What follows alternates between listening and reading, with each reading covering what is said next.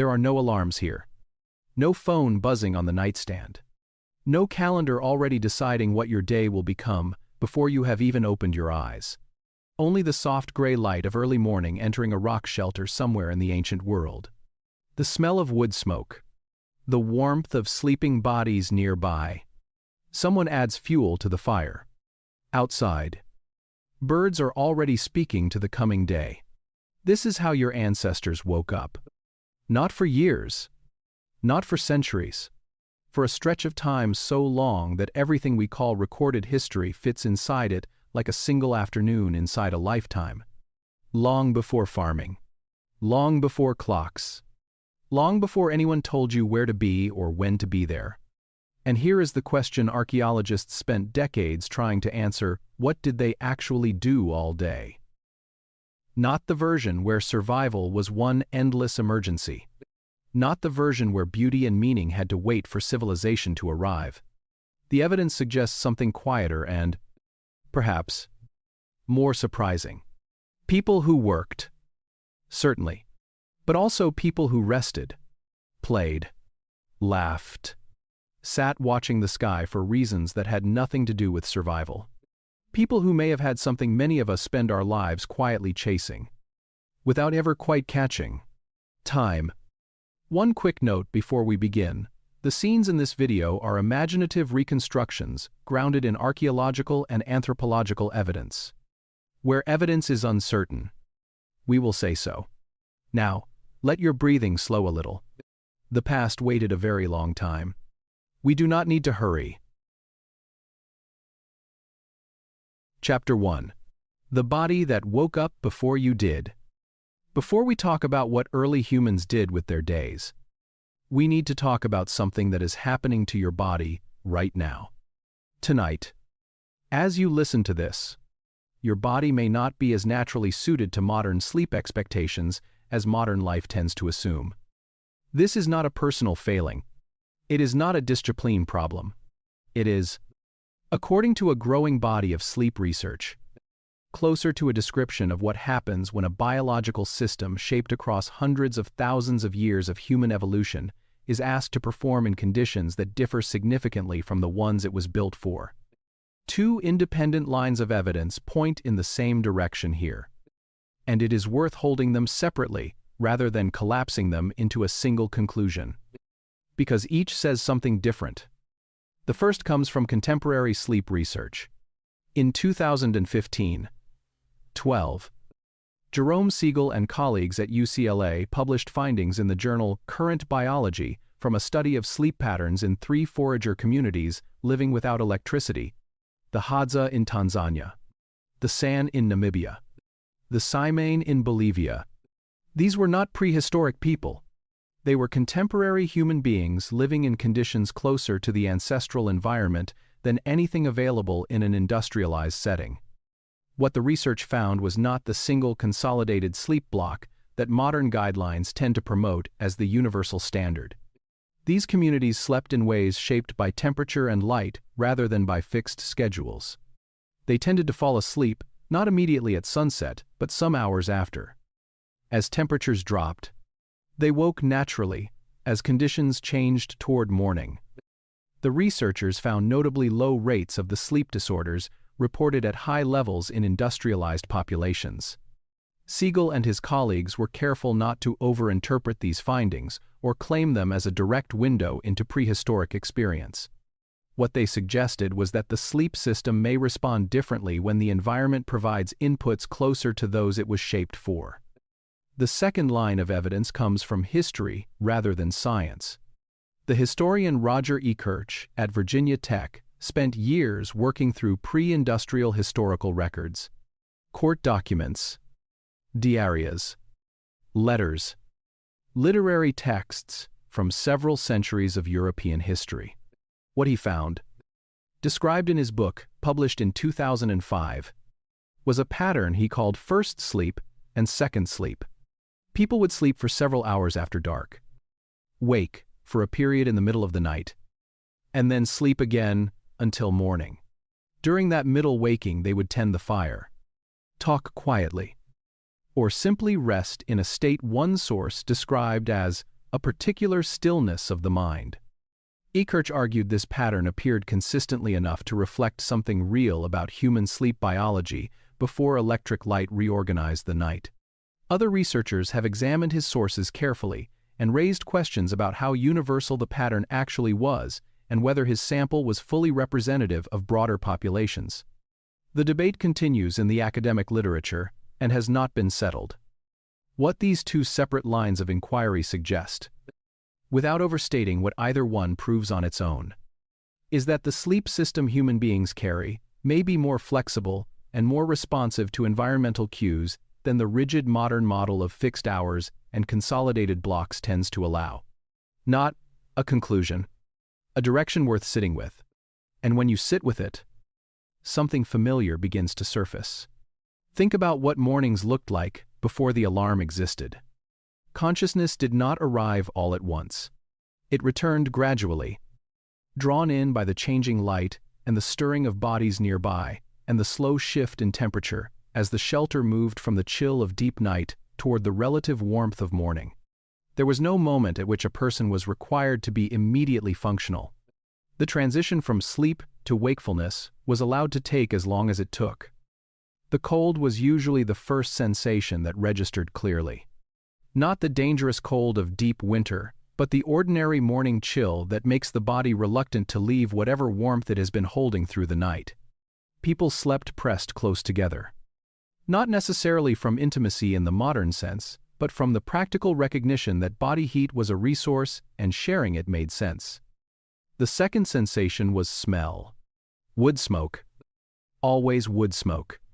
Faint now, because the fire had burned low.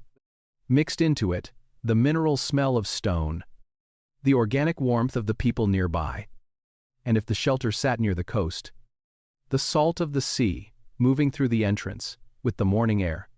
The third sensation was sound. Someone was already awake and moving. In a group of even 20 or 30 people, someone was always at a different point in their sleep cycle, always surfacing earlier than the others. And that person took responsibility for the fire. Not because they had been assigned to, because the fire mattered, and they were awake, and the connection between those two facts needed no further negotiation. Keeping the fire alive was not a minor task. A fire allowed to go fully cold meant either the slow, exhausting work of starting a new one from friction, or the longer journey of finding and carrying embers from another group. Better to tend it.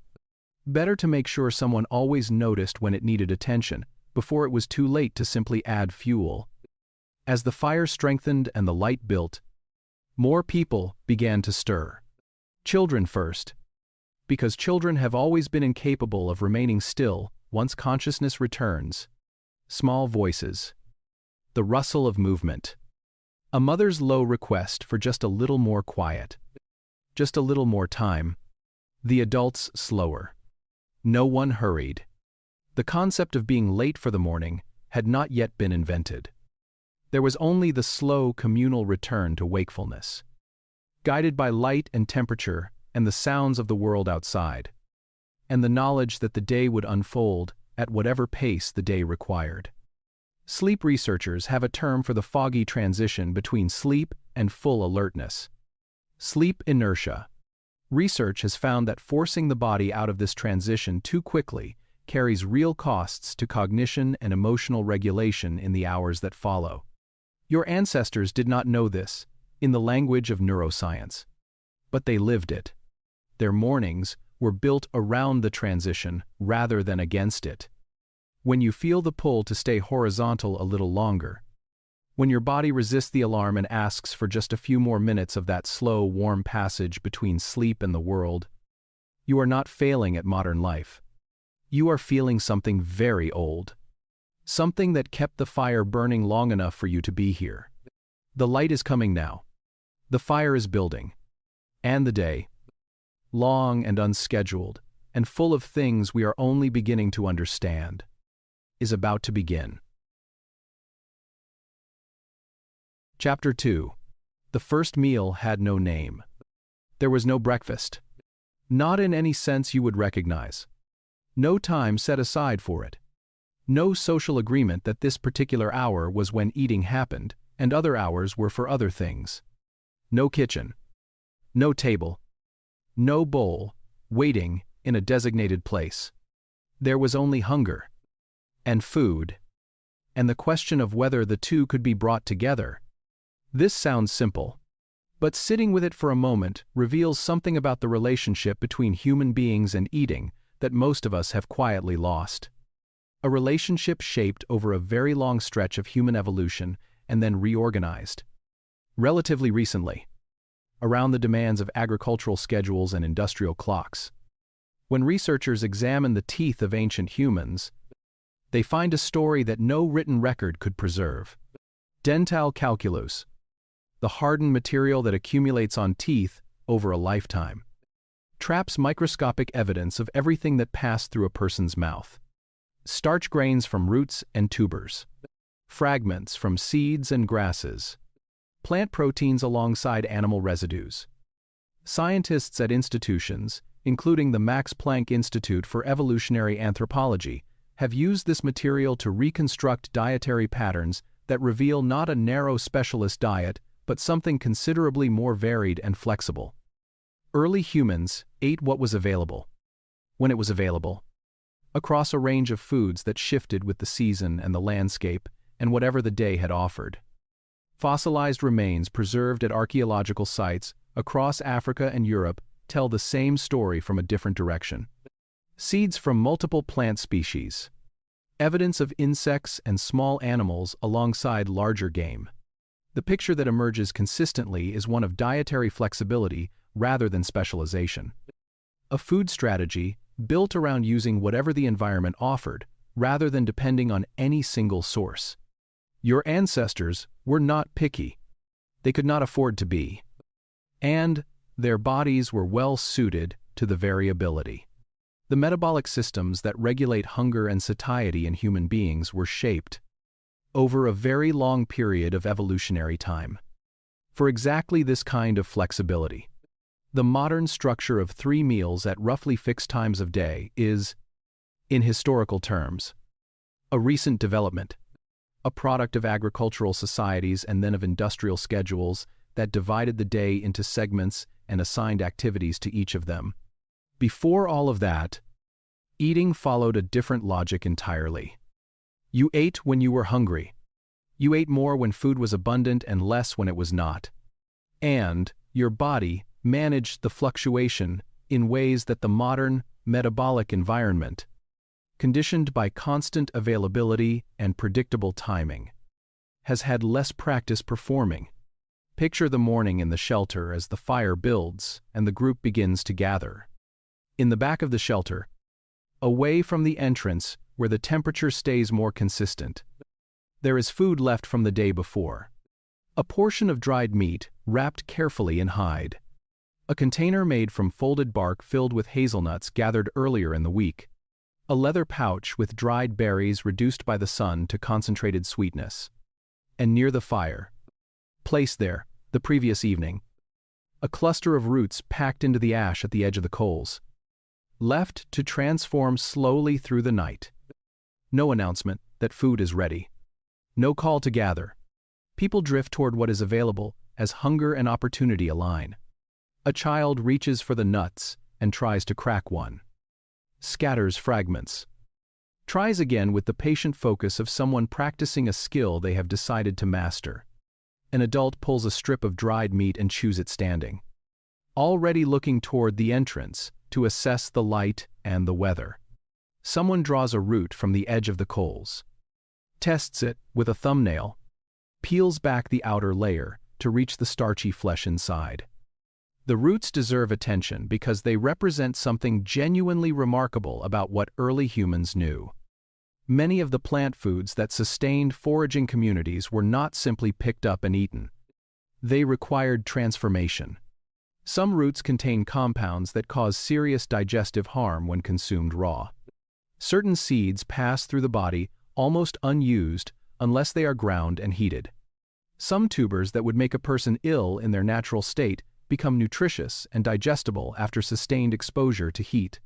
Working this out was not a small achievement. It required generations of observation.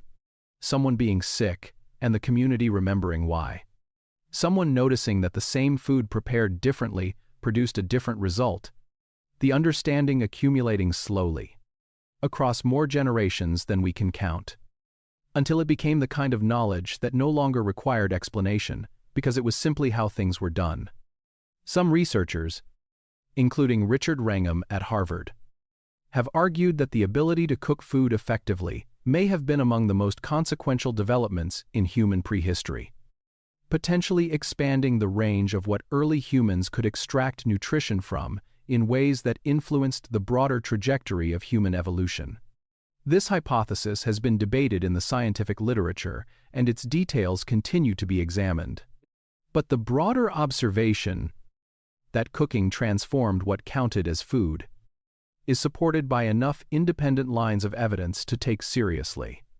All of this knowledge, what grows where, when it is ready, how to prepare it, what it does to the body in different forms, was held not in books, but in the minds of the people who carried it, transmitted not in classrooms, but in the ordinary flow of daily life, through demonstration and observation and the quiet correction of someone who knew more, watching someone who knew less. The older woman near the fire this morning is doing something that looks, from a distance, like simple food preparation. She is working leftover meat together with rendered fat and dried berries, pressing the mixture into a dense, portable form that will last longer than fresh meat and can be carried without slowing the group down. The proportions she uses are not guesswork. Too much fat, and it will not hold together. Too little, and it will spoil faster. She learned this by watching her mother, who learned it from hers. A chain of transmitted knowledge extending back further than either of them could trace. Around her, eating continues in its informal, unscheduled way. Food moves toward whoever is nearest without announcement. A child reaching toward what someone else is holding receives rather than being refused. Someone with more than they need in the moment passes the excess without calculation. This is not charity in the sense we usually mean the word. It is the operating logic of a system in which every person's survival is genuinely connected to every other person's, in which sharing is both ethically felt and practically sensible in equal measure. Researchers studying food sharing in forager communities have documented how powerfully this norm operates and how effectively social memory enforces it. The person who consistently takes more than they contribute accumulates a social debt that affects how others treat them when need arises. The system is not perfectly fair. No human system is.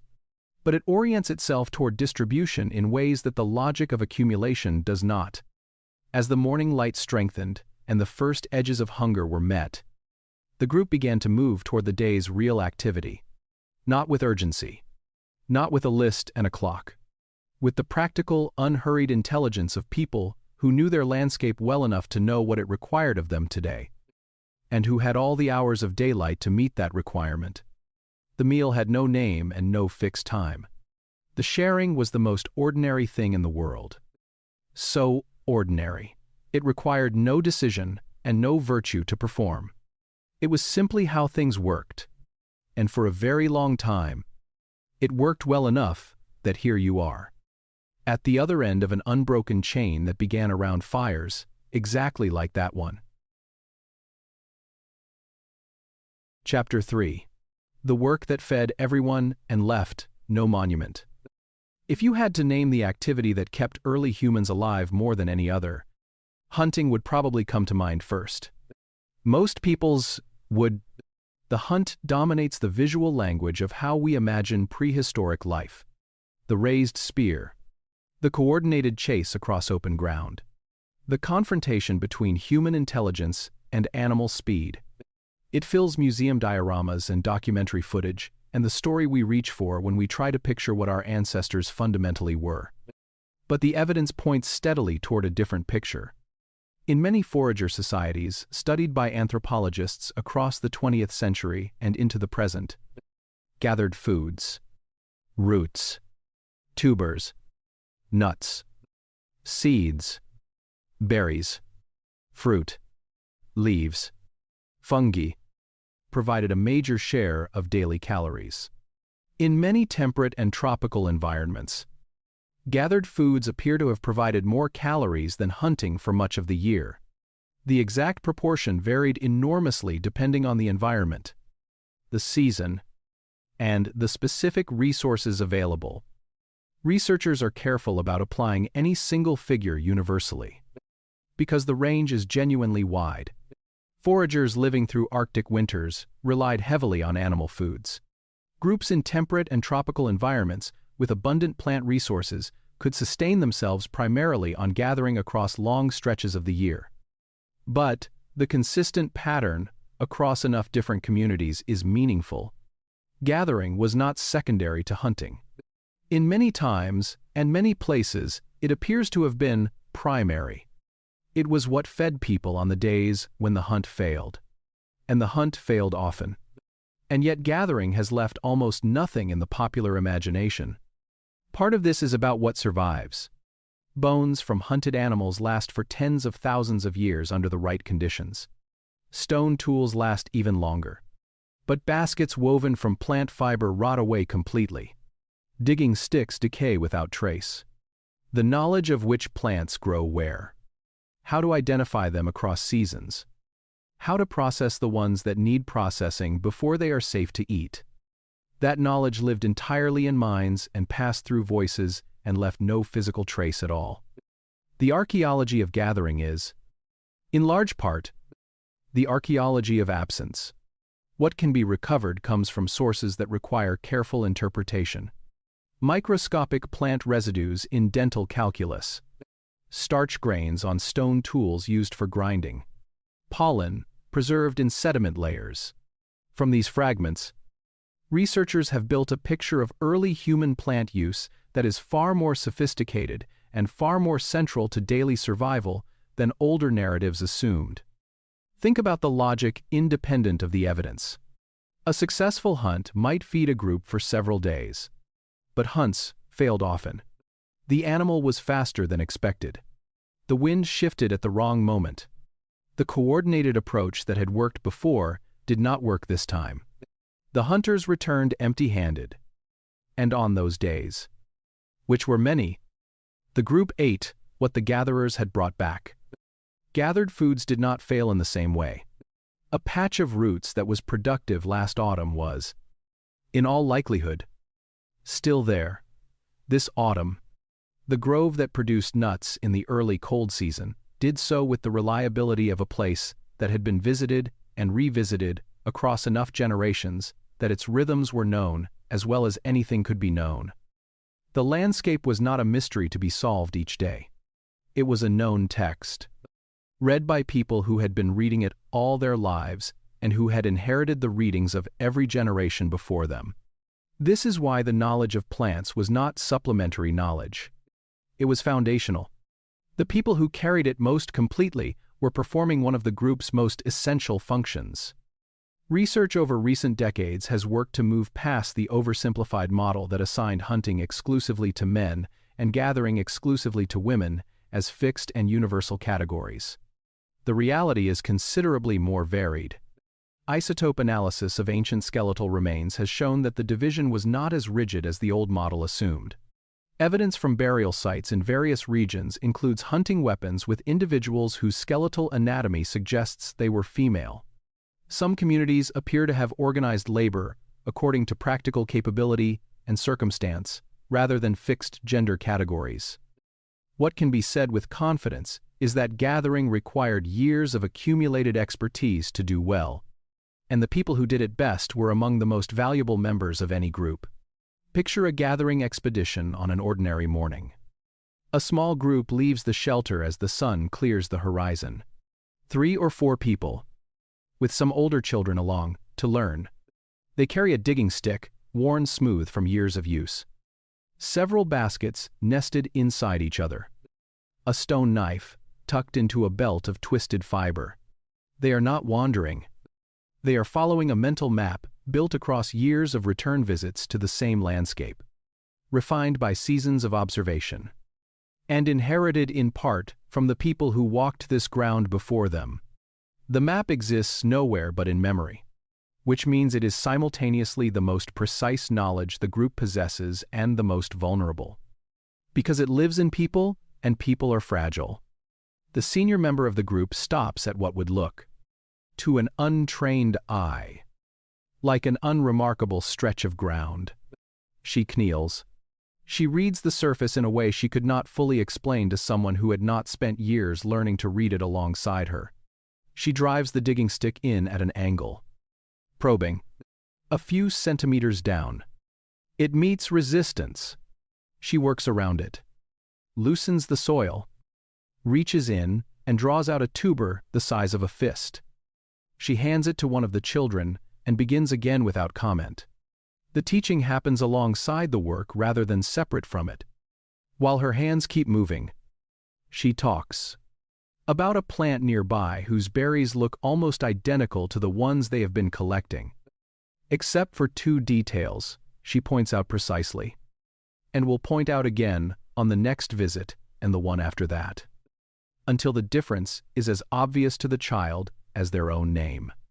About what happened to someone who did not notice that difference. About why the noticing matters.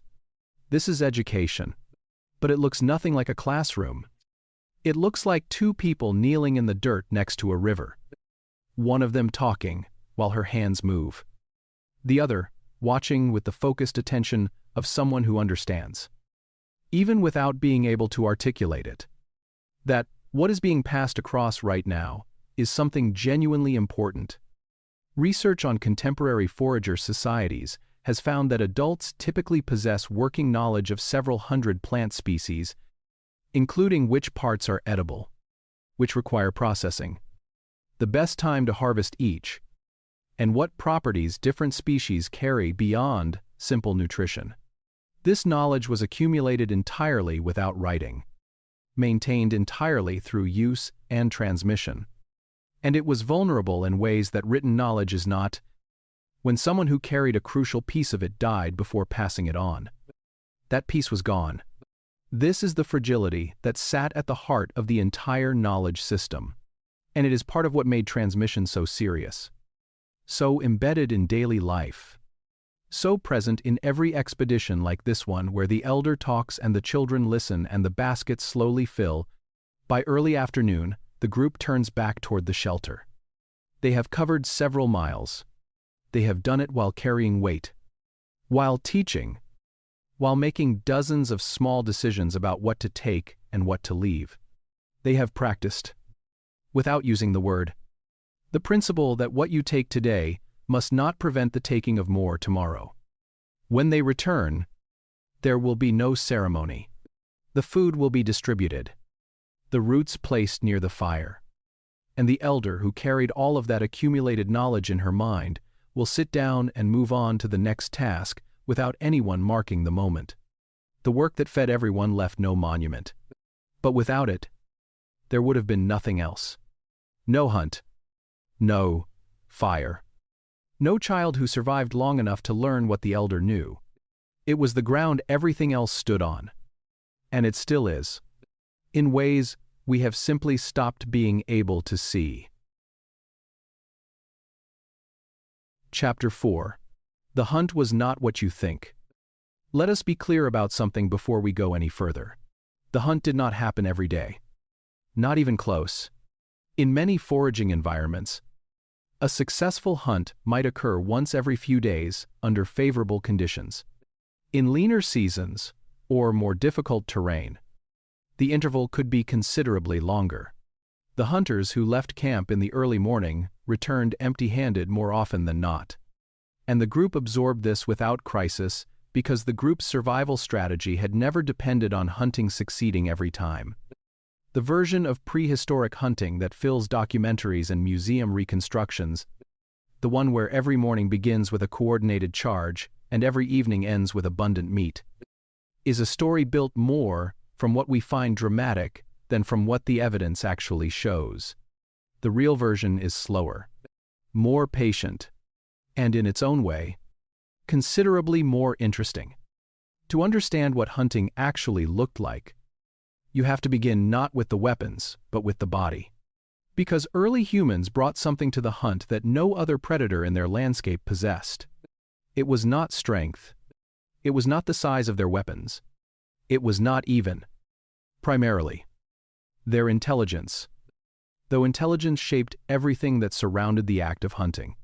It was the ability to cool down while moving. Researchers, including David Carrier at the University of Utah, along with Dennis Bramble and Daniel Lieberman, have developed what is known as the endurance running hypothesis.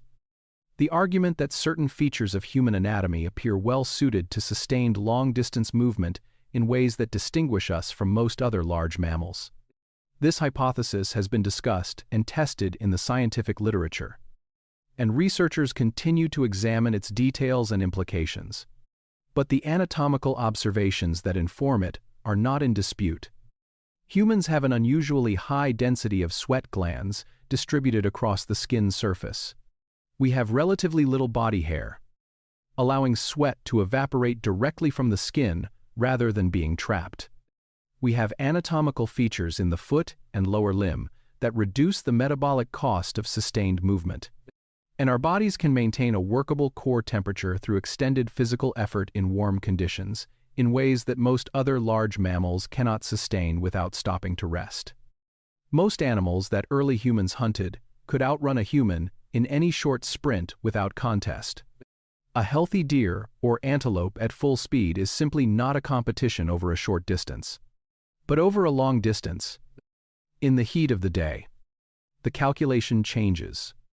Most mammals cool themselves primarily through panting, which requires slowing or stopping to breathe effectively enough to lower body temperature. During sustained exertion in warm conditions, they accumulate heat faster than they can release it. They have to rest. They need time to recover before they can run again at full capacity. A human being moving at a sustainable pace does not have this constraint in the same way.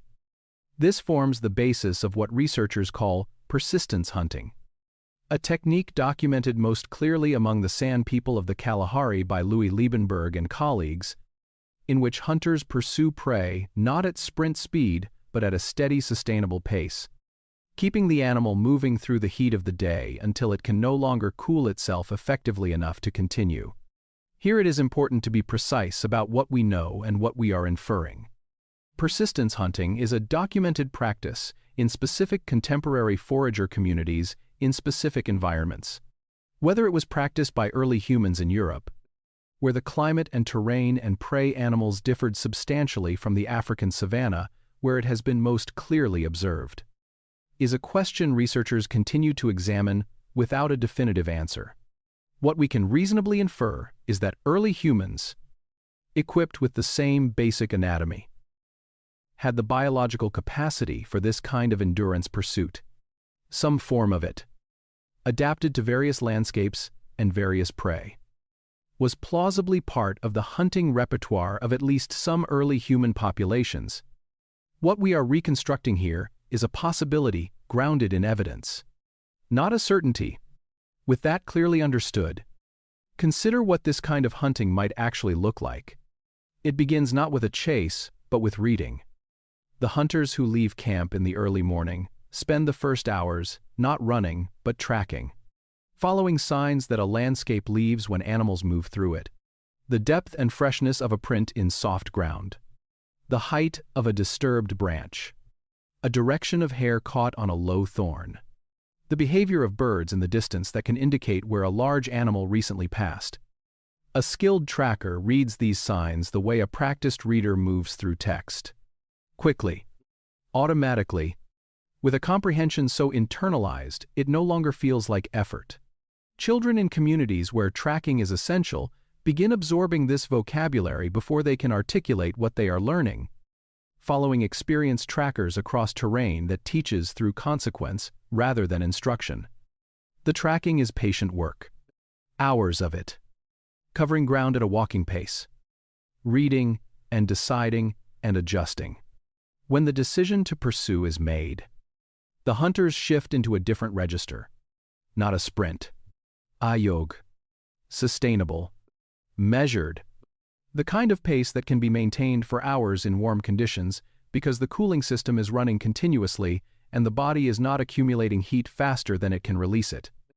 The animal runs and puts distance between itself and the hunters, with the effortless speed its body was built for. Disappears over a rise. The hunters follow.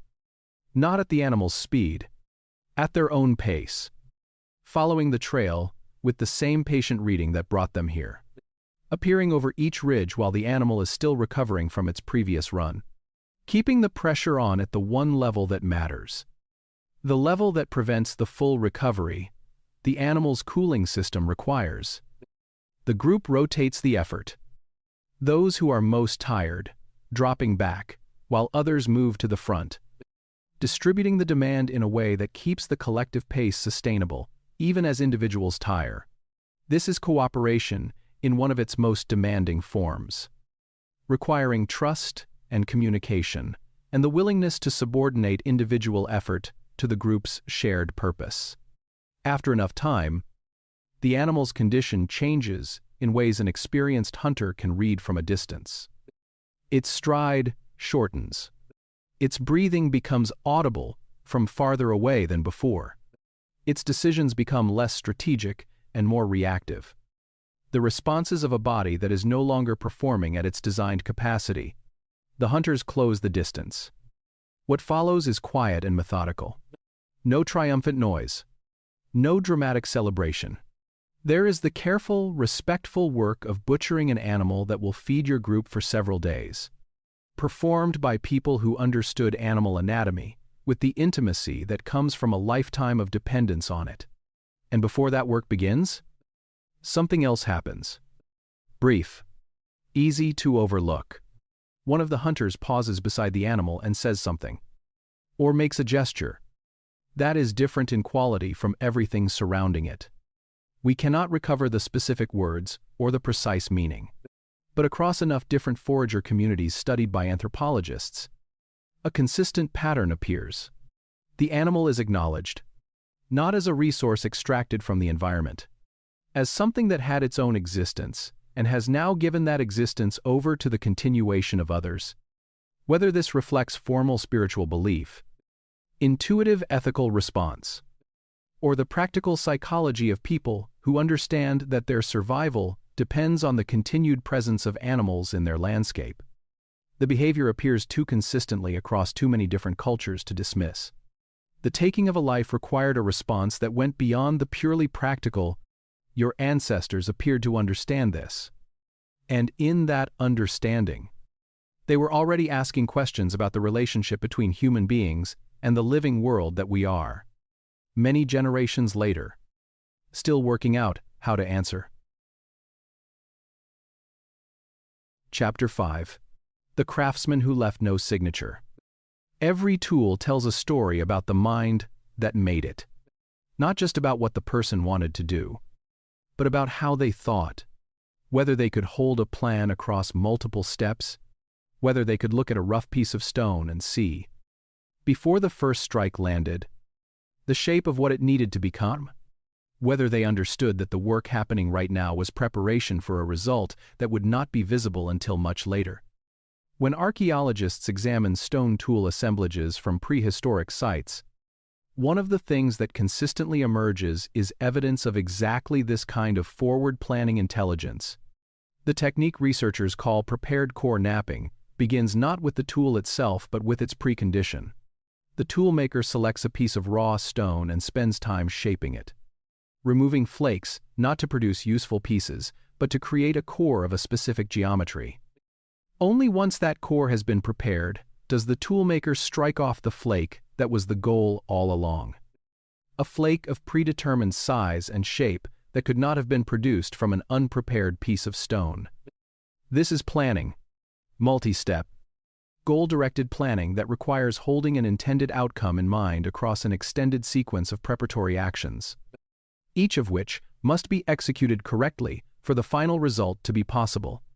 But set aside the technical description for a moment, because the most telling thing about the tools that early humans made is not the complexity of the technique, it is that some of them were more beautiful than they needed to be.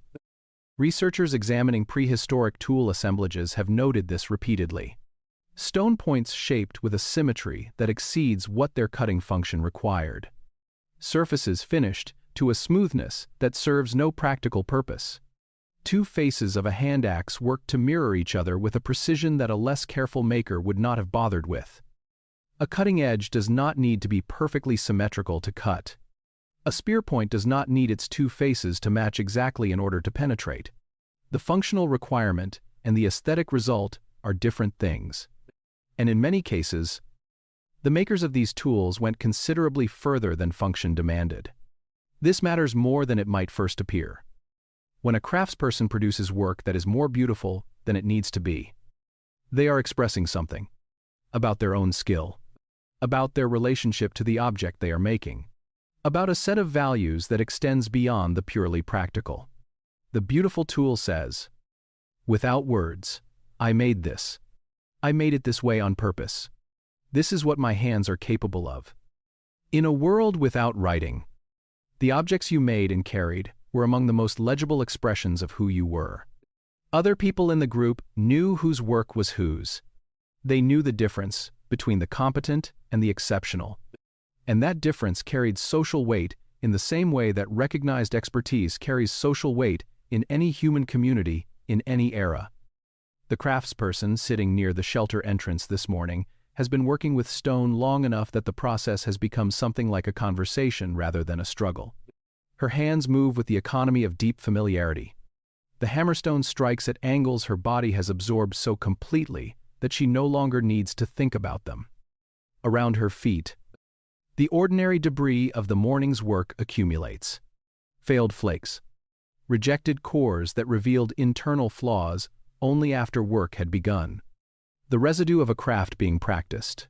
The same residue that survives at prehistoric sites and tells researchers tens of thousands of years later that people sat here and made things with their hands and their attention and their accumulated understanding of what stone does when you ask the right things of it. Now, move from stone to bone, because not all tools came from the same material. Bone and antler were slightly flexible, capable of absorbing impacts that would shatter stone entirely. For certain applications, the trade-off was worth the considerably longer production time that organic materials required. And then there were needles. A bone needle, ground to a point, fine enough to pierce, hide, and drilled at the blunt end with a hole small enough to thread sinew through, changes everything about what it is possible to wear.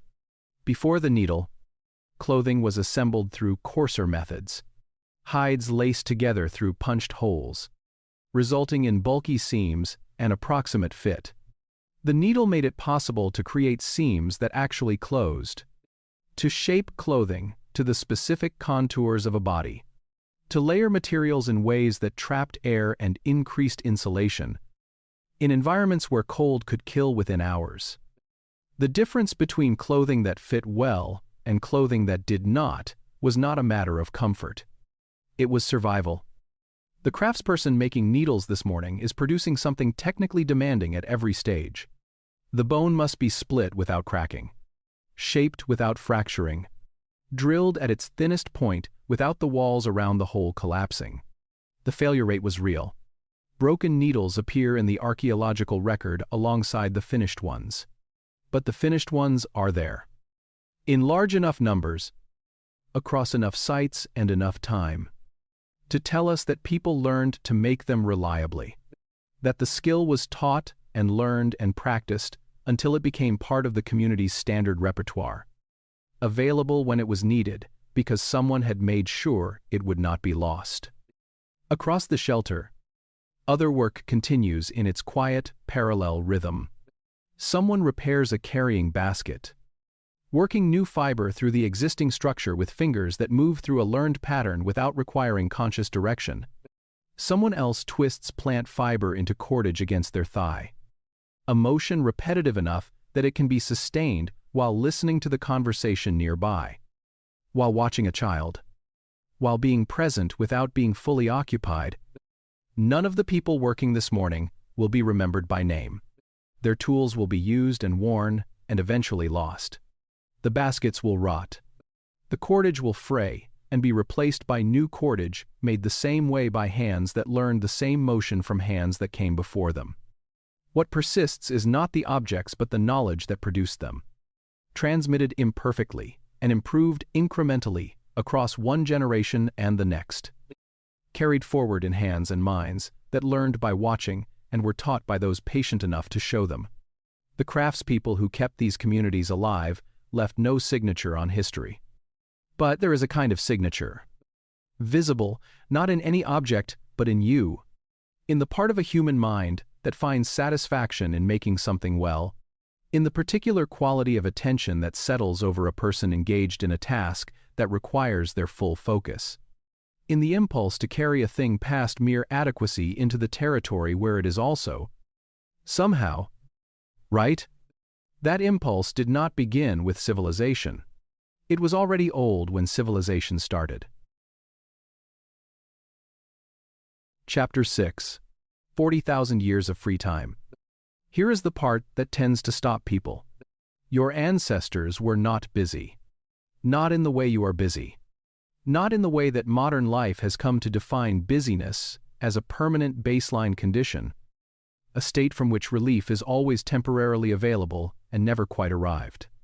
The image of prehistoric life as an unbroken grind of desperate activity, every waking hour consumed by the urgent business of not dying, is not what the evidence shows.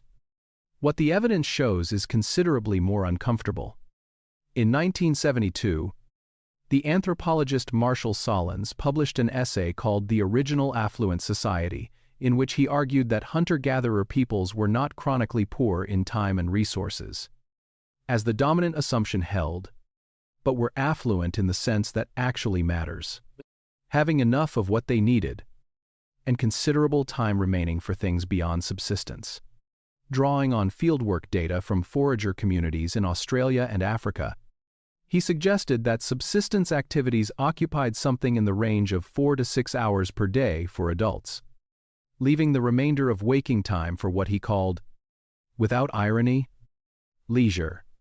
This essay was influential, and it was contested. Other researchers pointed out that Solins worked with a limited sample, that the variation across different forager environments was substantial enough to make any single figure misleading, and that his framing involved interpretive choices not everyone would make the same way. In Arctic environments, where resources were scarce and difficult to access, the picture looked considerably more demanding.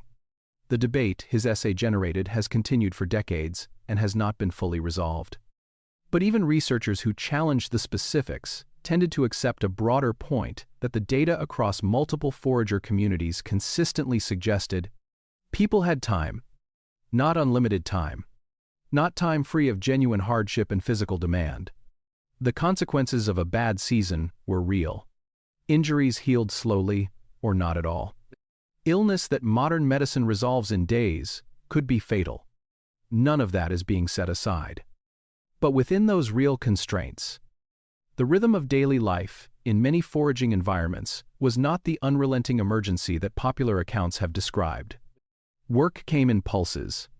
Intense effort followed by genuine rest. A long gathering expedition followed by an afternoon, with no particular requirement attached to it.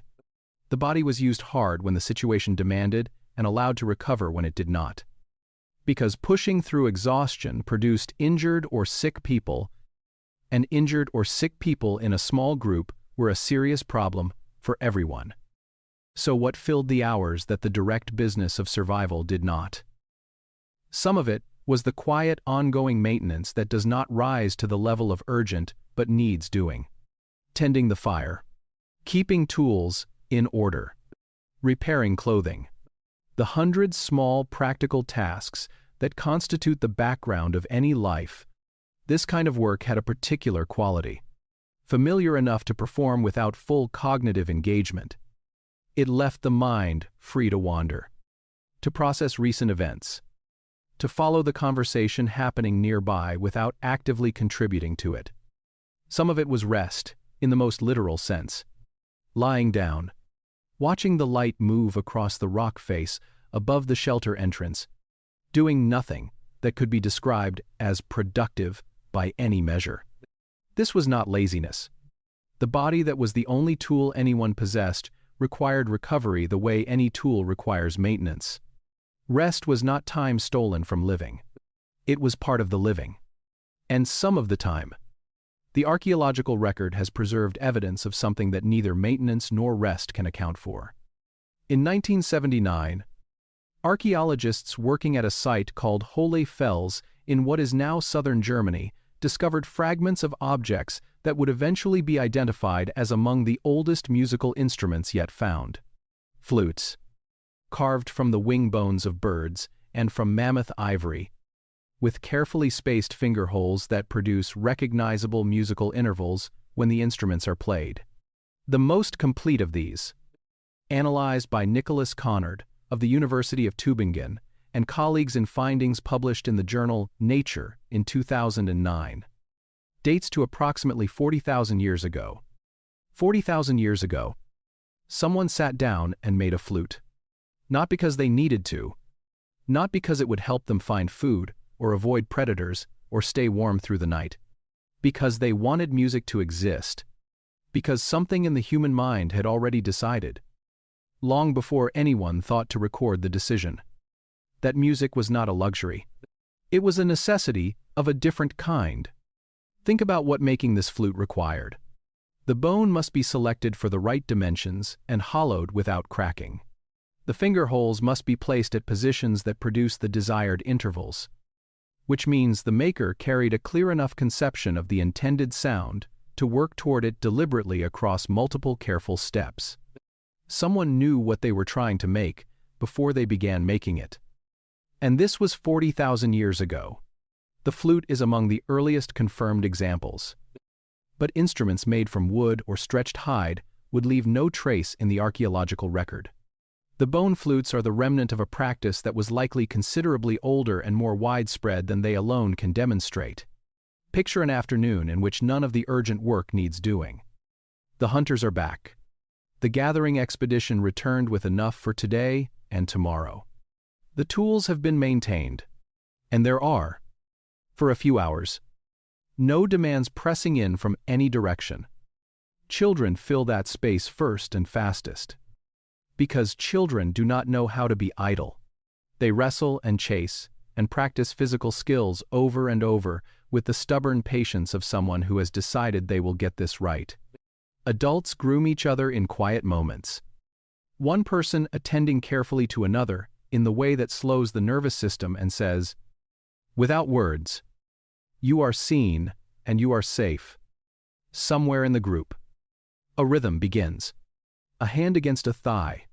A stick against hollow wood. Then another rhythm joining the first. Then voices. The particular quality of a group of people making sound together, breathing together, moving together, produces something that the ordinary hours of the day cannot. It dissolves the small frictions and accumulated tensions of shared life into a current that moves everyone in the same direction at the same moment. That is not entertainment in the casual sense we usually mean. That is social technology of the most fundamental kind. And it was already being practiced, with care and considerable skill, long before anyone thought to write it down. Now sit with the question that all of this quietly raises. We built the tools that were supposed to give us time. We developed the agriculture that freed us from the daily demand of foraging. We created the systems and efficiencies that were supposed to lift from our shoulders the burden that our ancestors carried every day. And then we filled every hour they freed with something else. Marshall Solins called hunter-gatherers the original affluent society. What he meant was not that they were rich in possessions. He meant that they had enough. Enough food, obtained in enough time, with enough remaining for the things that made life worth living rather than merely survivable. The question his argument poses, quietly, to anyone whose days never quite have enough hours in them, does not resolve easily. What did we trade it for? And is the trade working out the way we expected? Chapter 7. The Village That Fit in a Tent. 20 people, 30. Perhaps 40 or 50. In particularly good seasons, in particularly resource-rich environments. That was the world. Not the whole world in some abstract geographical sense. The operational world. The world that actually shaped the daily texture of lived experience from birth to death. The world of faces and voices and shared histories that a person navigated through every waking hour and carried into sleep. In that world, everyone knew everyone, not as acquaintances or contacts or the kind of familiar strangers that populate a modern commute, as people whose particular laugh you could identify in complete darkness, whose footsteps on the rock floor of the shelter you could distinguish from all the others without looking up, whose moods you had learned to read from the set of their shoulders before they said a word, because you had been reading those shoulders your entire life and the vocabulary was as natural to you as breathing. This is not a limitation that early humans overcame or worked around. It is, according to a substantial body of research in cognitive anthropology and evolutionary psychology, closer to the social scale that human beings may actually be built for. Robin Dunbar at the University of Oxford spent years investigating the relationship between brain size and social group complexity across primate species. The consistent pattern he found was a correlation between the size of the neocortex and the size of stable social groups. The cognitive demands of tracking relationships, remembering who had done what to whom, maintaining a mental model of the social landscape complex enough to navigate it successfully. These demands appear to scale with group size, and the neural architecture available to meet them appears to scale accordingly. When Dunbar applied this analysis to the human neocortex, PSO, the number he arrived at was approximately 150, a figure that has become known as Dunbar's number. This figure has been discussed, tested, and debated in the research literature ever since. Subsequent studies have both supported and challenged aspects of the framework, and researchers continue to examine how stable and universal this number actually is, across different methodologies and different cultural contexts. What the broader research does suggest, even among those who question the specific figure, is that human social cognition appears calibrated for a particular scale of community. And that scale is considerably smaller than the social environments most of us actually inhabit today. In a group of 20 or 30 people, you do not need a formal law against taking more than your share of the food. You know your neighbors. You know their histories. You know the specific way they behaved, the last time resources were tight, and they know you in the same way. The transparency of small group life is its own enforcement mechanism. Behavior that would be invisible in a city of millions is visible to everyone in a band of 30. This created a social environment of extraordinary intimacy. And, it must be said, extraordinary pressure. There was nowhere to hide from your reputation, no anonymity to dissolve into when you needed a fresh start. The person who had been generous during the last difficult season was remembered as generous. The person who had held back when others shared was remembered for that too. Social memory in small groups is long and detailed and consequential in ways that the relative anonymity of modern urban life has largely dissolved. The primary mechanism through which this social accounting operated was something that modern culture tends to treat as trivial or vaguely shameful: gossip. Not gossip as idle talk or malicious rumor. Gossip as the original social information network, the system through which a community maintains shared knowledge of who its members are, how they behave, and what they can be relied upon to do when it matters. Robin Dunbar has argued that the evolution of language itself may have been driven in part by exactly this social function: the need to exchange information about other people efficiently and in ways that could be updated continuously as circumstances changed. In the shelter this afternoon, while hands are busy with the quiet maintenance work of the day, conversation moves through the group with a purpose that looks casual and is anything but.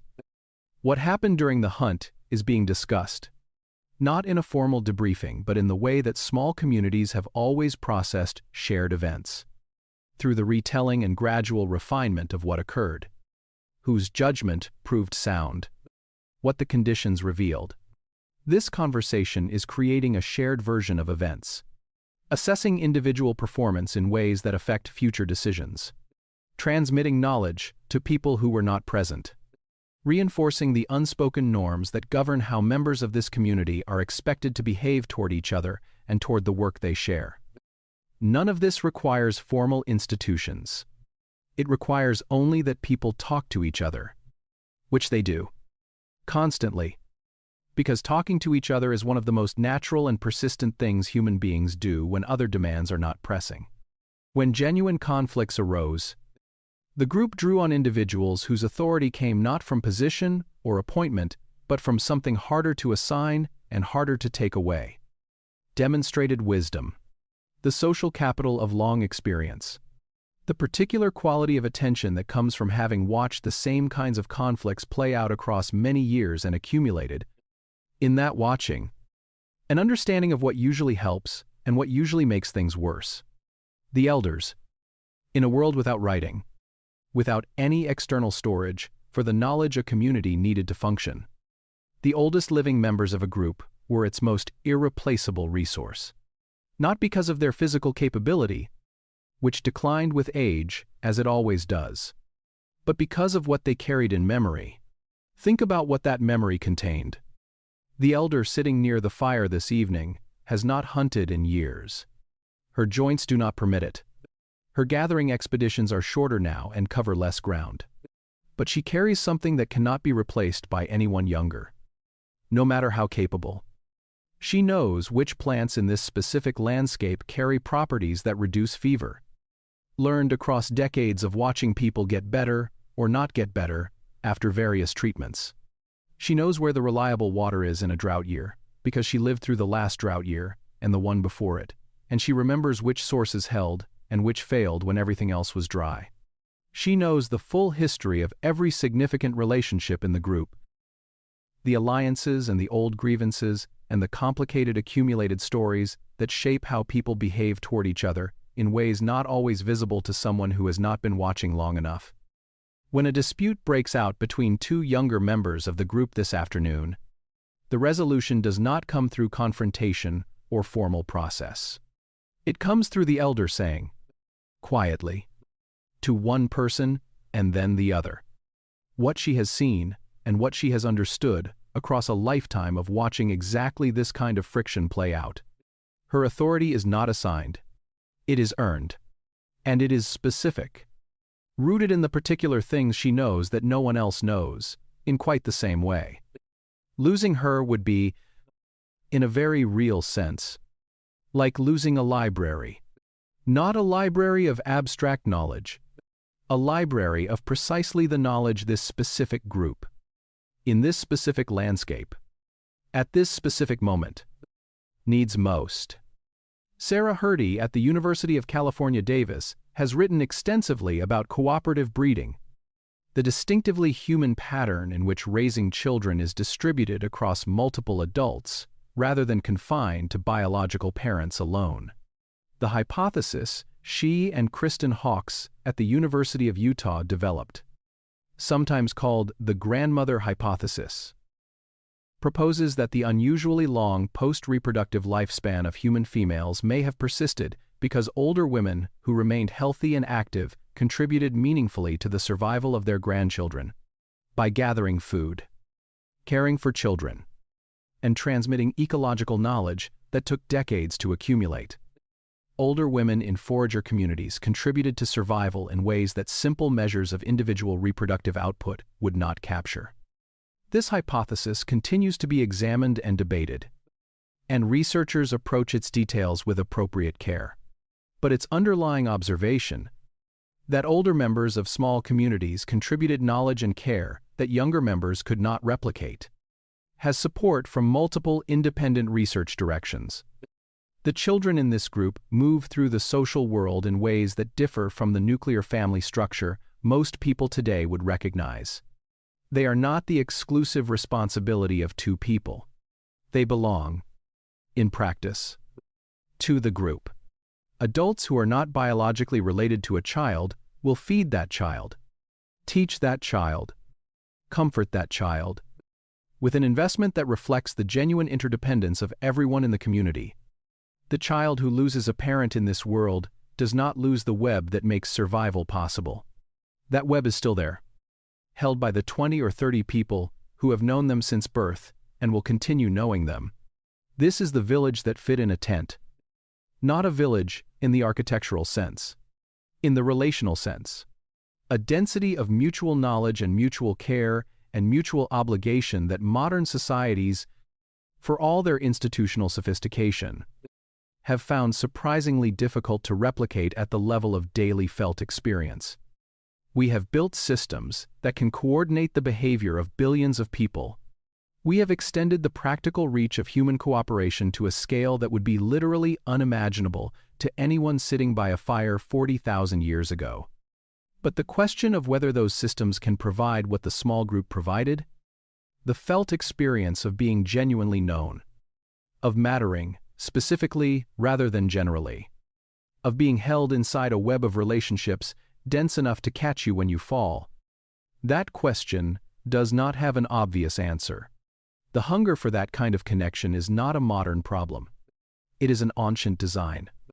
Still running. Still asking for the same things it has always asked for. And on the nights when you feel it most clearly, you are not experiencing a failure of modern life. You are hearing something very old, asking to be recognized. Chapter 8. The seasonal festival nobody planned. It began with a change in the light, not a decision, not a message sent through any system of communication. Just the particular quality of late summer light falling across a landscape that people had been reading for generations, telling them what only a landscape fully known can tell you. The season was turning. The narrow window when certain places offered more than any single group could use was opening.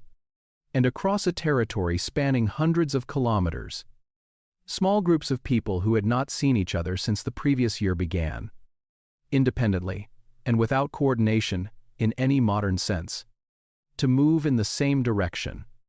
This is what the archaeological record shows when researchers examine the distribution of objects at prehistoric sites. Materials that could only have originated hundreds of kilometers away appear with enough regularity to constitute a pattern rather than an accident. Shells, from coastal species, found deep inland. Volcanic glass prized for the sharpness of its edges. Found far from any volcanic source. Pigments whose chemical signatures match specific geological deposits in distant regions.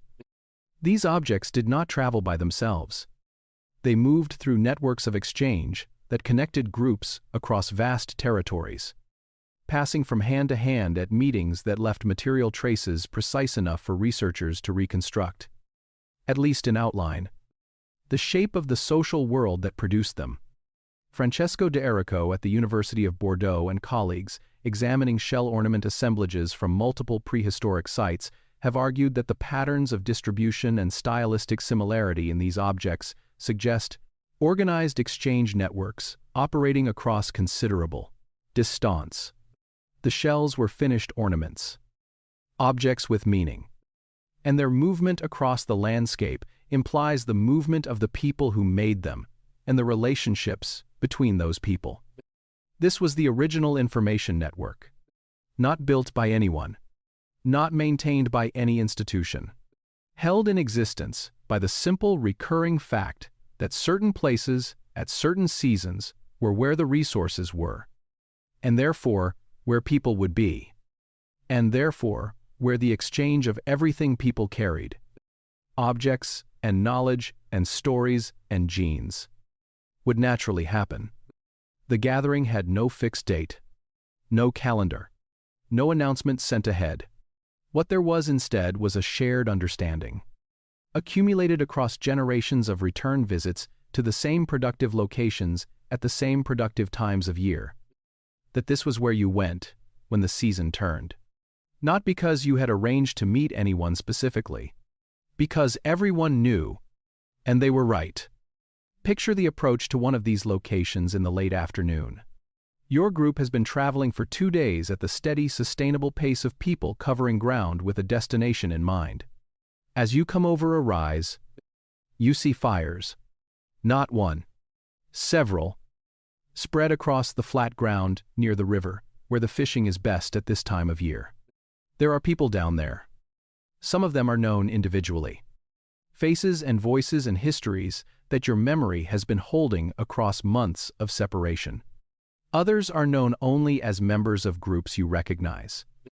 Less familiar, but expected and welcome. The meeting is not quiet or reserved.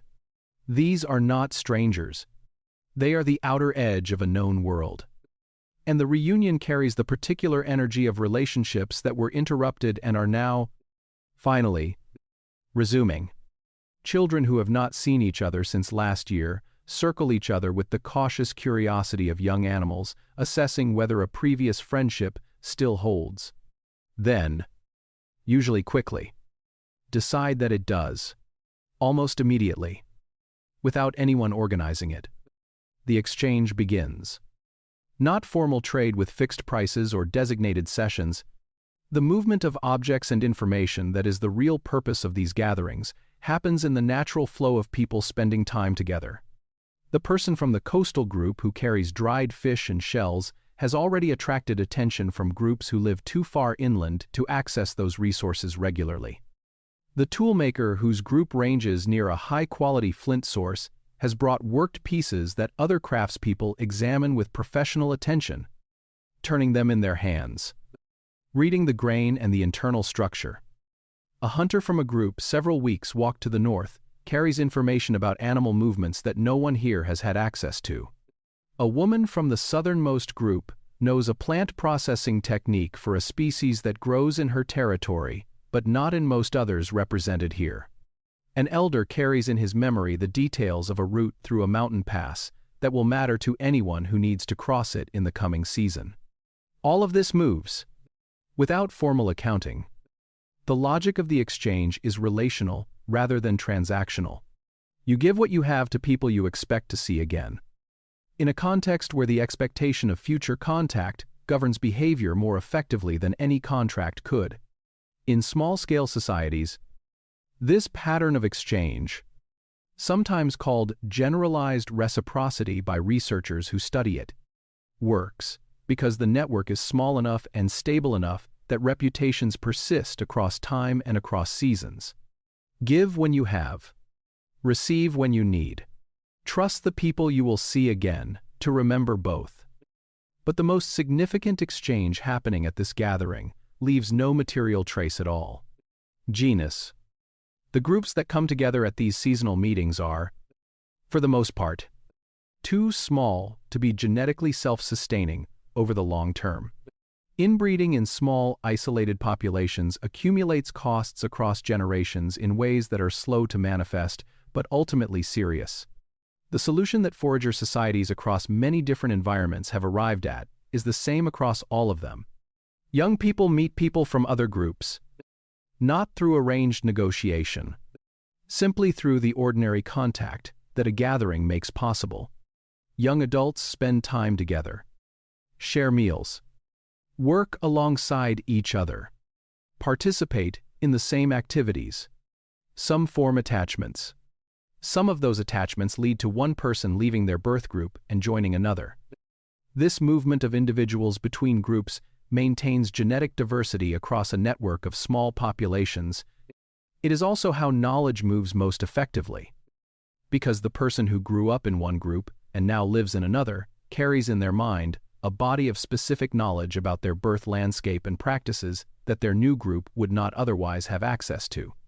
The person who crossed between groups was a living bridge between knowledge systems. Researchers examining how network connectivity affected population resilience in prehistoric contexts, including work by Matt Grove at the University of Liverpool. They have argued that maintaining connections between groups was not merely socially beneficial, but potentially critical to survival. Well-connected groups had access to information about resources, to genetic diversity, and to the kind of support during difficult seasons that isolated groups could not call upon. Connection was not a luxury. It was infrastructure. As the days of the gathering pass, the practical business of exchange gives way to other things. Music that carries across the flat ground in the evenings, audible from a distance by anyone still approaching. Dancing that continues longer than any practical function requires. Stories that cross between groups and return, transformed, carrying the accumulated tellings of every fire they have traveled through, refined and enriched until they belong to the whole network rather than any single group within it. The myths and narratives that circulate through these gatherings are not merely entertainment. They are the shared cultural material that allows people from different groups to recognize each other as part of the same larger community. To share enough reference points and values to cooperate when cooperation is needed. Even with people they see only once a year. They are what makes a dispersed network feel. At moments like this one, like a people, and then the season turns, and the resources thin, and the groups begin to separate. Gradually, over several days, people who arrive together leave in different directions. A new attachment has formed that will reshape the next several years of two lives in ways neither can fully predict. Someone who arrived alone, whose group has dwindled too small to safely continue on its own, has been absorbed into a larger group that had room for one more person who knows a different stretch of landscape well. The network has done what networks do, redistributed people and knowledge and possibility in ways that make the whole more resilient than any of its parts could be alone. No one planned this. No leader called it into existence. No law required attendance. It happened because the landscape called for it. And because the people understood, in a way built into them across generations of the same rhythm, that this was where you went when the season turned. The hunger for that kind of gathering did not end when the old rhythms changed. It found new shapes. Some of those shapes satisfy what the hunger is actually asking for. Some stimulate it without quite feeding it. The way that light on a screen at midnight can feel like company without providing what company actually provides. But the hunger itself is real. It was built into you by the same long process that built everything else you carry. And somewhere in you, the network still remembers. Chapter 9. In the deep dark, they made something. Go past the entrance, past the chambers where light from outside still reaches, past the place where smoke from the fire drifts toward the opening and the sounds of daily life are still audible behind you. Keep going. Into the part of the cave where the darkness is total and absolute, where your torch is the only light source that has entered this space in days or weeks, where the sound of your own breathing comes back from the walls with a quality that is difficult to name precisely, something between amplification and intimacy, the cave hearing you as clearly as you hear it.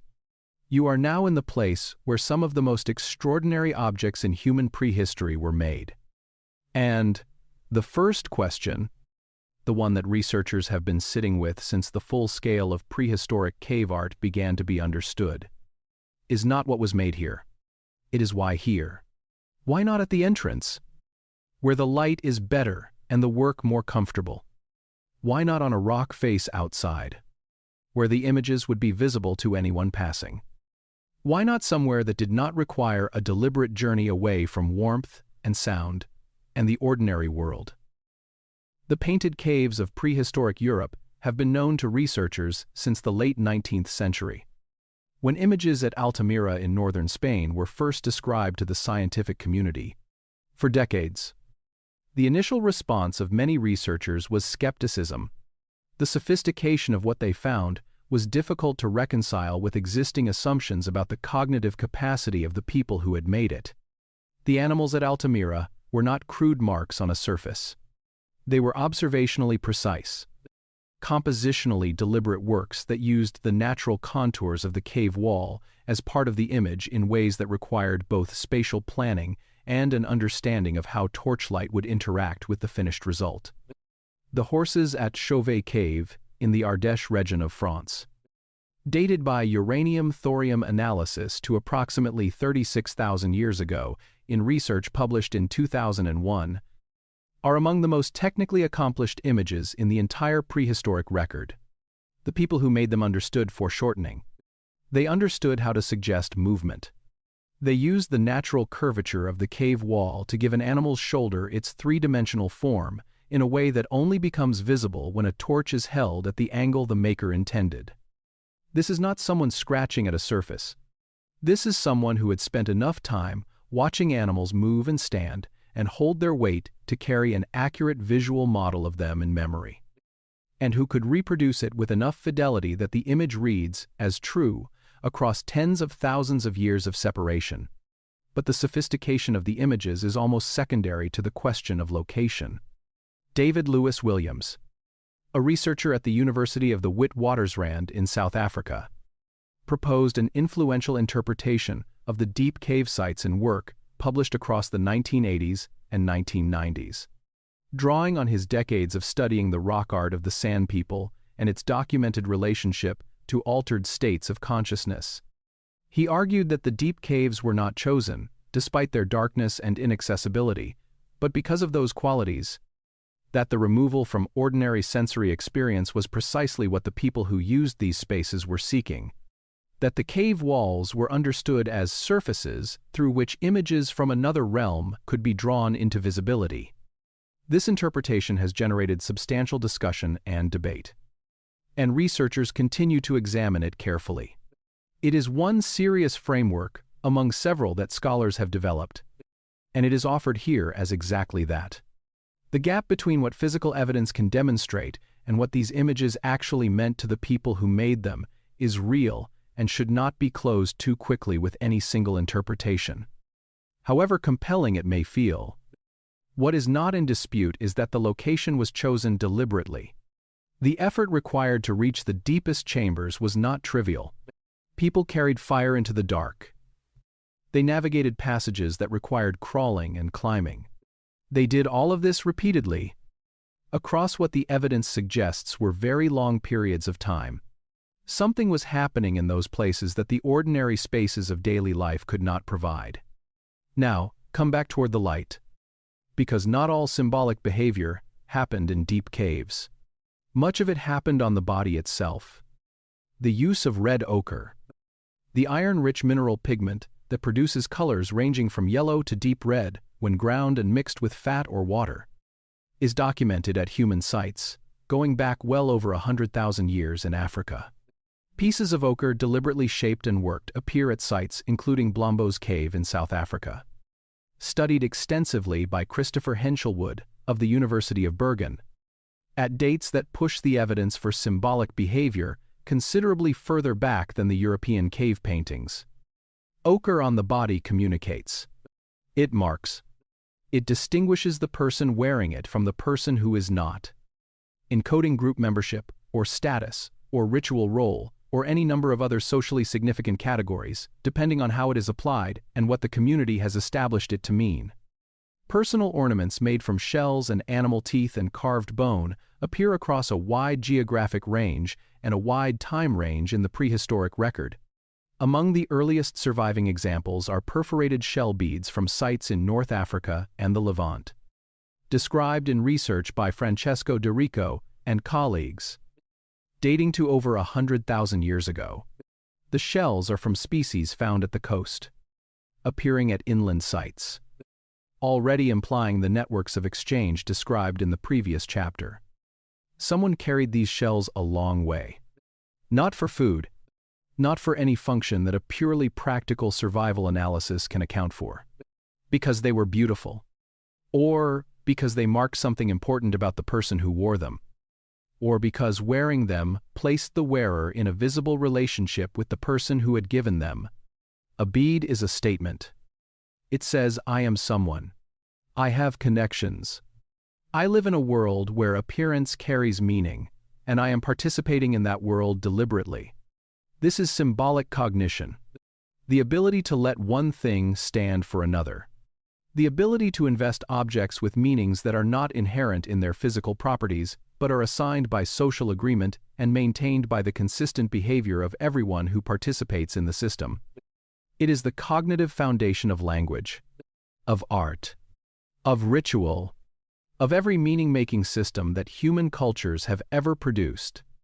And it appears in the evidence long before the European cave paintings, long before anything that popular accounts usually identify as the beginning of human symbolic life, the Venus figurines.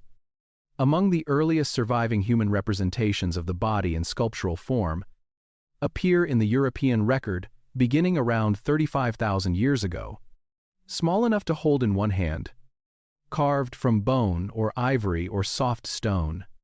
They share, across a wide geographic range, a set of formal emphases that suggest a shared tradition, traveling through the same networks that moved shells and ochre across the landscape. Researchers have proposed many interpretations of these objects. Fertility symbols, representations of a female principle understood as the source of life. Portable objects used in ritual contexts. Some researchers have even suggested that certain examples may represent a kind of self-portraiture, a person looking down at their own body and carving what they saw. None of these interpretations can be confirmed, and none can be entirely ruled out. What can be said is that these are among the earliest surviving human representations of the body in three-dimensional form. Objects in which the human figure has been abstracted and emphasized in ways that suggest the maker was thinking not just about depicting a body, but about what a body meant. That is a different kind of thinking. Thinking about thinking. Representation, about what representation is for. And it was happening in minds that looked, from outside, like the minds of people focused entirely on the practical business of survival. The survival was real. The demands it placed on daily life were genuine and constant. But something ran alongside it that survival alone could not account for. A parallel project. Present through all of human prehistory. The project of making meaning out of existence.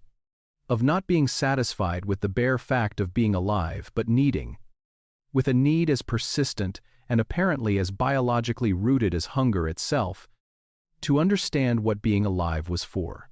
The images in the deep dark were part of that project. The ochre on the body was part of that project. The shell beads that traveled hundreds of kilometers from hand to hand were part of that project. They were not making art in the sense we usually mean the word. A specialized activity separated from the rest of life and performed in designated spaces. They were doing something in which the practical and the symbolic flowed into each other without a clean line between them. Meaning was not something added to life when the survival work was finished. It was woven through everything. They went into the deep dark, and they made something. Not because it helped them hunt, or kept them warm, or satisfied any need that a purely practical analysis would have predicted. Because they were human. And being human has always meant needing to make something that points past the edge of what is merely necessary.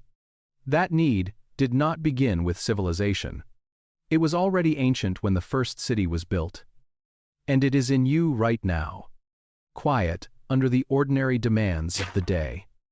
Waiting for exactly this kind of dark and stillness to let it speak. Chapter 10. The last hours before dark.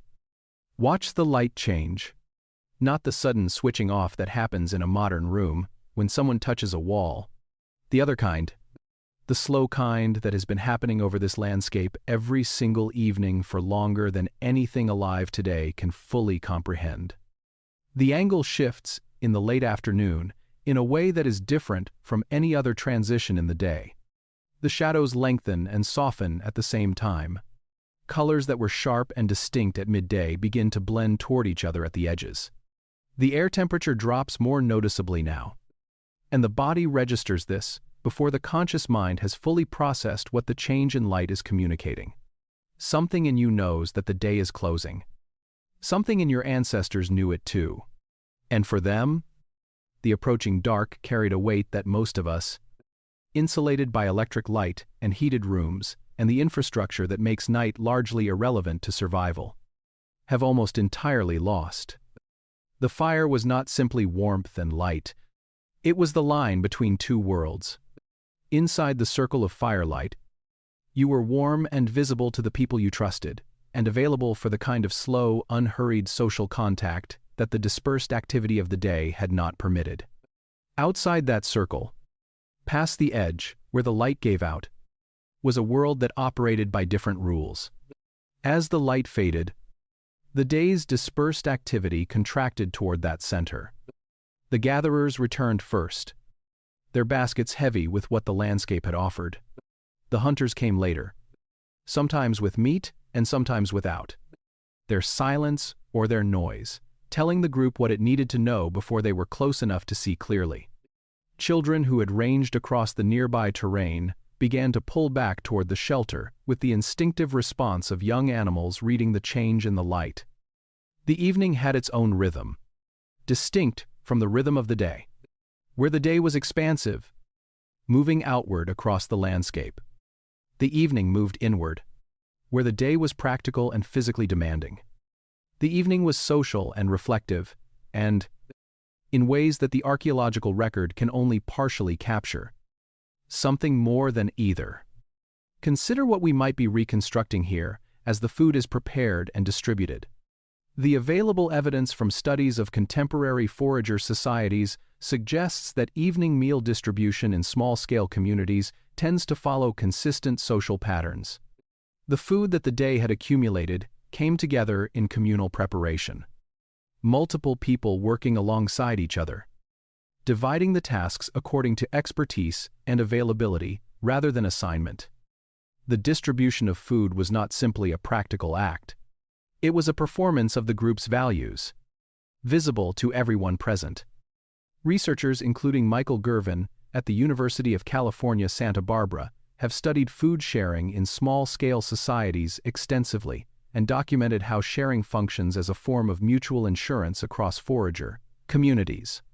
The person who contributed most that day did not necessarily eat more than others. The elder who could no longer gather received without needing to ask. The child ate alongside the adults. These were not written rules. They were the operating logic of a community whose members understood, in a way so deep it had long since stopped requiring conscious articulation, that everyone's survival was genuinely linked to everyone else's. As the food moved through the group and the edge of the day's hunger was met, something shifted in the quality of the gathering. The practical urgency that had governed the day began to ease. Hands that had been busy all day were still moving, mending a tool, working cordage, tending the fire, but with the quality of hands performing familiar tasks that do not require full attention, leaving the mind available for something else. That something else was conversation, not the functional exchange of information that the day's work required. Something slower, something that followed no agenda and arrived at no particular conclusion and was valuable precisely because it did neither. People talked about what had happened during the day. In the retelling, the events became material for the community's ongoing project of understanding its world.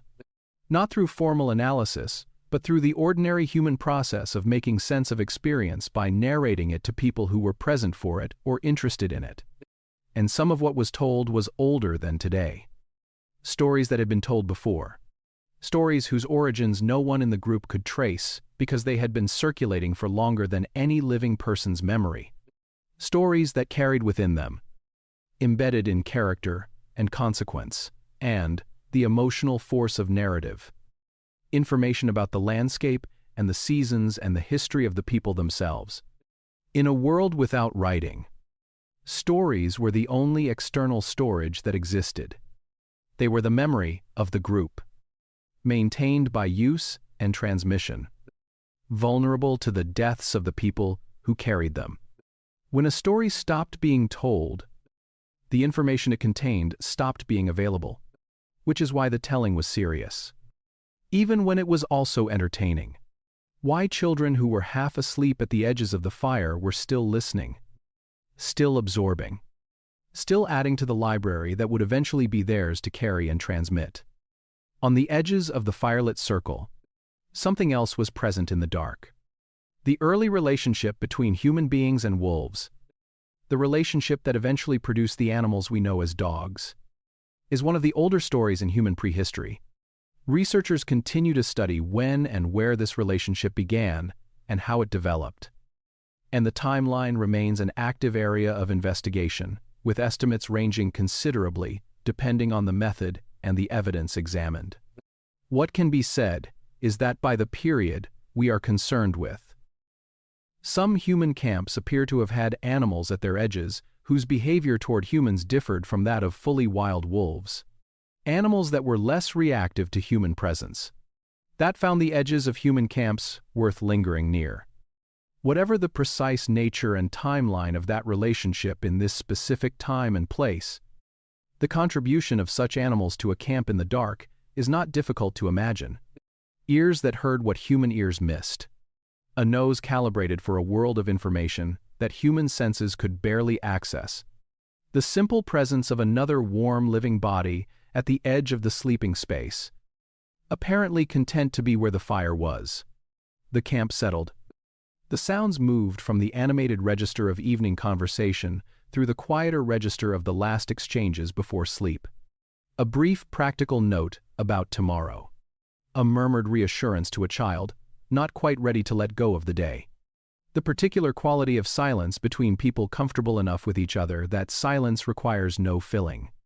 The fire was tended one last time. Not rebuilt to its evening brightness. Just enough to hold the coals through the coldest hours. To give whoever woke in the night something to work with. And then, gradually, the sounds reduced to breathing. Someone lay in the quiet with thoughts the busy day had not had room for. Following them through the dark without needing to arrive anywhere. The fire's light played across the rock walls with the quality of low flame. More movement than illumination. More suggestion than clarity. Outside, the night was doing what the night does. Stars visible in numbers that few people living in illuminated cities today have seen in a single sky. The continuous texture of insect and wind and distant animal sound. So unbroken that it stopped being heard as individual elements and became simply the sound of a living world going about its business in the dark. They lay under that sky and slept. Not perfectly. Not without interruption. In the layered, imperfect way that bodies sleep when they are genuinely tired and genuinely warm and surrounded by the breathing of people they have known all their lives. The fire sank lower. The animal at the edge of the camp lifted its head at a sound somewhere in the dark. Found nothing requiring alarm. And settled again. The day was over. It had been what days in this world were. Demanding and ordinary and full of the specific texture of lives being lived in a particular place at a particular time. With all the detail and repetition and small moments of connection and difficulty and beauty and tedium that constitute actual experience as opposed to the story told about it afterward. Tomorrow would be another one. But tonight, the work was done. And in the quiet that the end of work always brings, something settled over the sleeping group that is not quite peace and not quite safety, but contains genuine elements of both. Tomorrow would come, regardless. But tonight, it had not come yet. That was enough. Chapter 11. What we kept without knowing. You did not choose your circadian rhythm. It was given to you by a process that operated across a time frame so vast that all of recorded human history represents a small fraction of it. The internal clock that makes you sleepy when the light fades and alert when it returns. That pulls your body temperature through its daily cycle and coordinates the release of hormones with reference to the position of the sun. Was shaped not for electric light or screen time or the schedule demands of a modern workday. It was shaped for a world that in many ways no longer exists around you. And it is still running. Right now.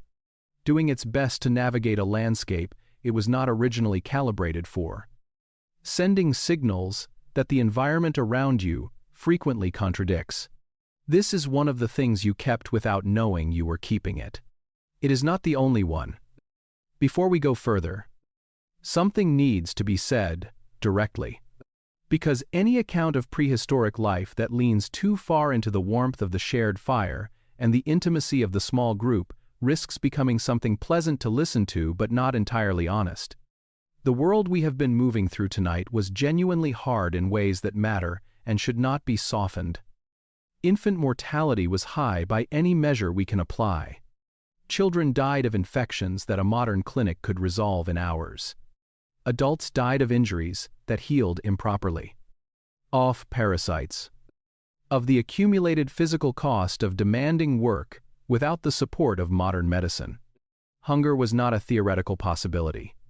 It arrived seasonally and during bad years. And when it arrived, it was not metaphorical. Violence between groups.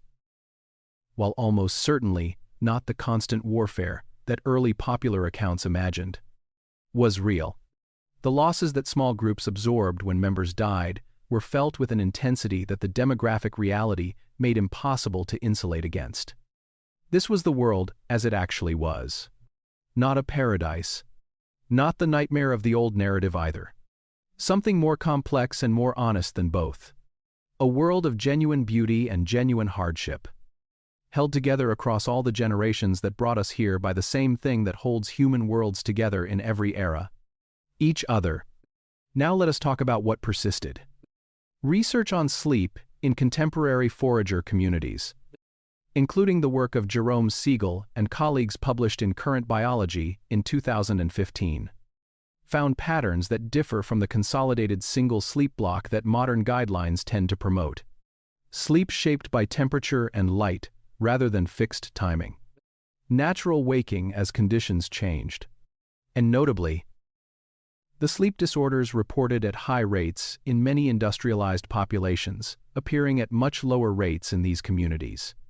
Siegel and his colleagues were careful about the limits of these findings, and researchers continue to examine what they do and do not tell us about sleep more broadly. Roger E. Kirch's historical research suggested through pre-industrial records that a more flexible sleep pattern may have been common before electric light reorganized the night. Other researchers have questioned aspects of that interpretation. The debate continues. What these two independent lines of research suggest, without overstating what either proves on its own, is that the sleep system human beings carry may respond differently when the environment provides inputs closer to those it was shaped for. These are not certainties. They are serious findings pointing in a consistent direction. And that direction leads back to something you already know in your body, even if not in your mind. The resistance to getting up when the alarm sounds. The inability to fall asleep at the hour the schedule requires. The tiredness that arrives in the early afternoon and has to be pushed through rather than honored.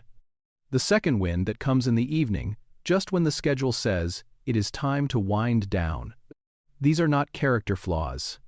They are not failures of discipline. They are a biological system doing what it was built to do in an environment that keeps giving it different information than what it was built to expect. The need for small group belonging runs equally deep. Robin Dunbar's research has found consistent evidence, though with ongoing debate about the specifics, that human beings report higher well-being and lower loneliness, not when they have the largest number of social connections, but when they have a small number of genuinely close relationships with regular in-person contact. Quality over quantity. The depth of being known over the breadth of being recognized. You can be surrounded by people and still be lonely in the particular way that the small group's absence produces. Because what is missing is not people in general. It is the specific quality of being genuinely known by a few people who see you consistently and care about what they see. The need for meaning runs just as deep. Research across cognitive science and evolutionary approaches to human behavior has found fairly consistent evidence that the human mind is fundamentally oriented toward narrative. That we understand the world primarily through story. That we build identity through the ongoing account we construct of who we are and what our experience means.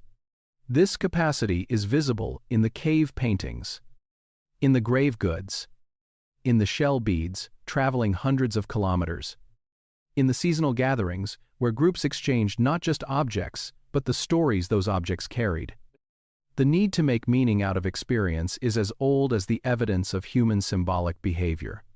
These three things: the biological clock, the social calibration, the meaning-making drive, came with us through every transition that brought us from rock shelters to cities.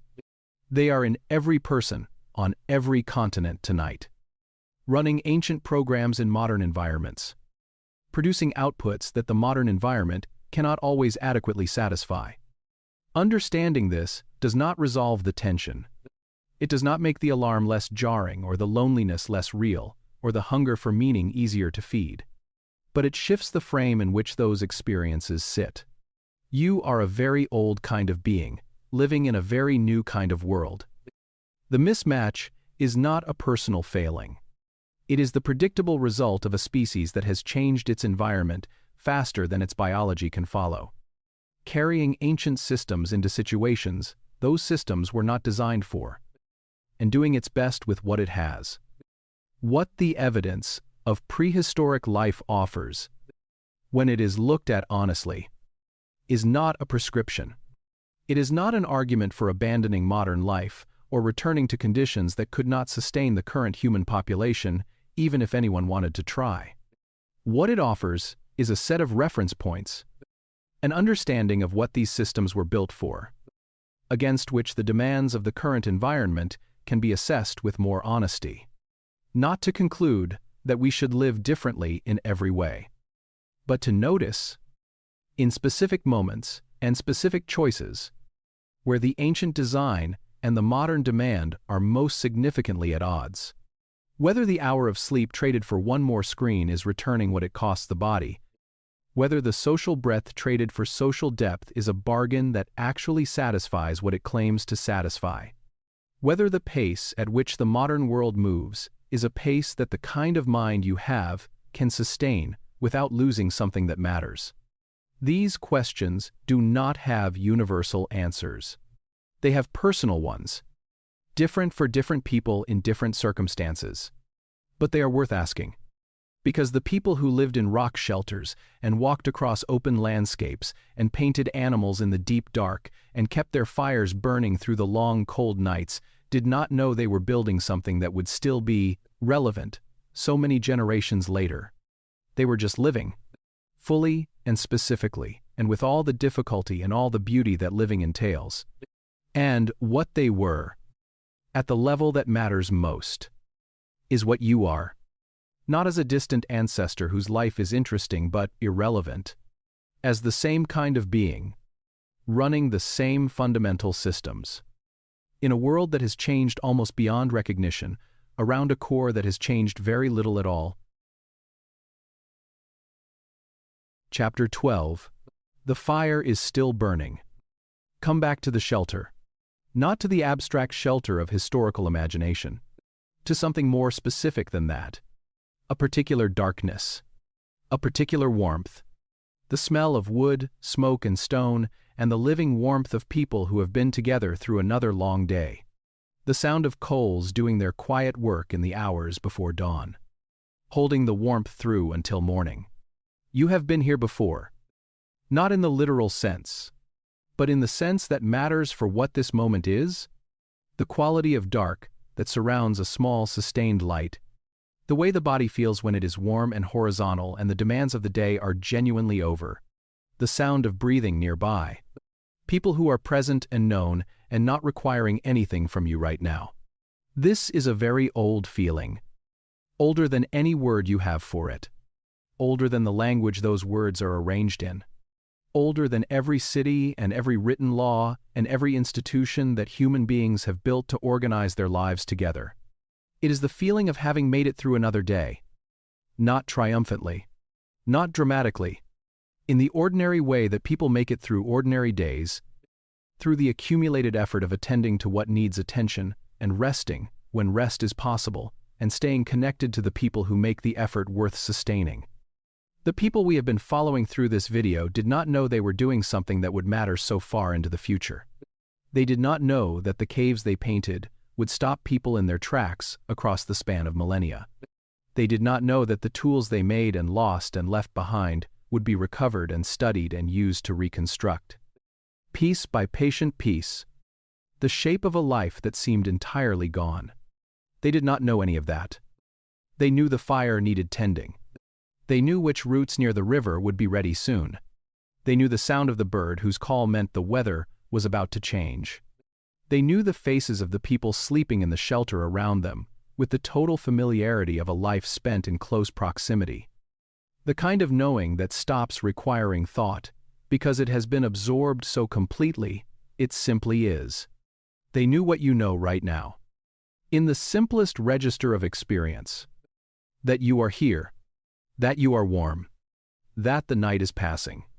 That tomorrow will ask something of you, and that tonight, for these hours, it has not yet begun to ask. Think for a moment about what it took to keep the fire burning. Every fire in every shelter. Across every generation of every group of people who made their way through the ancient world. Required someone to pay attention. Someone to notice when the fuel was getting low before the flame went out.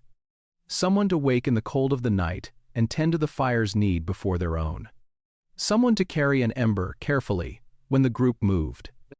Protecting the continuity of warmth against the wind and the plain indifference of the world to whether the warmth survived or not.